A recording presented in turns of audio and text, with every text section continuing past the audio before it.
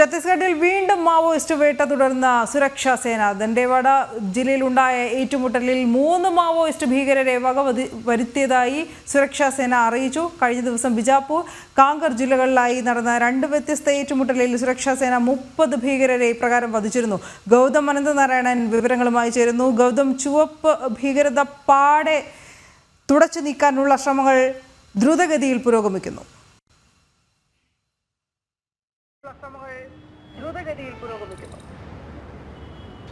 Anu, communist ഭീകരതയെ അടുത്ത വർഷം മാർച്ച് മാസത്തോടുകൂടി നമ്മുടെ രാജ്യത്ത് നിന്നും തുടച്ചു നീക്കുമെന്നാണ് കേന്ദ്ര ആഭ്യന്തരമന്ത്രി അമിത്ഷായുടെ പ്രഖ്യാപനം. അതിനാൽ കമ്മ്യൂണിസ്റ്റ് ഭീകരരെ ലക്ഷ്യമിട്ടുള്ള വലിയ പോരാട്ടം ഇപ്പോൾ നമ്മുടെ സുരക്ഷാ സേന ഛത്തീസ്ഗഡിൻ്റെ വിവിധ ഭാഗങ്ങളിൽ നടത്തുകയാണ്. പ്രത്യേകിച്ച് പരമ്പരാഗതമായി കമ്മ്യൂണിസ്റ്റ് ഭീകരതയ്ക്ക് വലിയ സ്വാധീനമുള്ള ബസ്തർ ഡിവിഷൻ കേന്ദ്രീകരിച്ചുകൊണ്ടുള്ള ഓപ്പറേഷനാണ് പുരോഗമിക്കുന്നത്.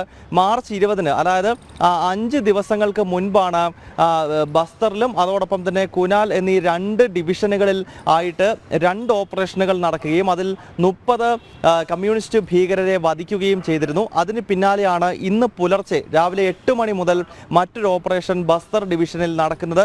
ഈ ഓപ്പറേഷനിലാണ് ഇപ്പോൾ 3 നക്സലുകളെ വധിച്ചിരിക്കുന്നു എന്ന കാര്യം കൂടി ലഭ്യമാകുന്നത്. എന്തായാലും വലിയ ഓപ്പറേഷൻ നടക്കുന്നു. കേന്ദ്ര ആഭ്യന്തരമന്ത്രി അമിത്ഷായുടെ പ്രഖ്യാപനമാണ് 2026 മാർച്ചോടുകൂടി നമ്മുടെ രാജ്യത്തിൻ്റെ ആഭ്യന്തര സുരക്ഷയ്ക്ക് വലിയ ഭീഷണിയായി നിൽക്കുന്ന കമ്മ്യൂണിസ്റ്റ് ഭീകരതയെ പൂർണ്ണമായി തുടച്ചു നീക്കുമെന്നുള്ളത്. അതിൻ്റെ വലിയ നീക്കങ്ങളാണ് ഇപ്പോൾ ഈ ബസ്തർ ഡിവിഷനിലും അതോടൊപ്പം തന്നെ മാവോയിസ്റ്റുകൾക്ക്, നക്സലുകൾക്ക് പരമ്പരാഗതമായി സ്വാധീനമുള്ള ചില പോക്കറ്റുകൾ കേന്ദ്രീകരിച്ചിപ്പോൾ സുരക്ഷാ സേന നടത്തിക്കൊണ്ടിരിക്കുന്ന ഈ തുടർ ഓപ്പറേഷനുകൾ. അനു, 3 മാവോയിസ്റ്റ് ഭീകരരെയാണ് ഇന്ന് സുരക്ഷാ സേന വധിച്ചത് ഛത്തീസ്ഗഡ്.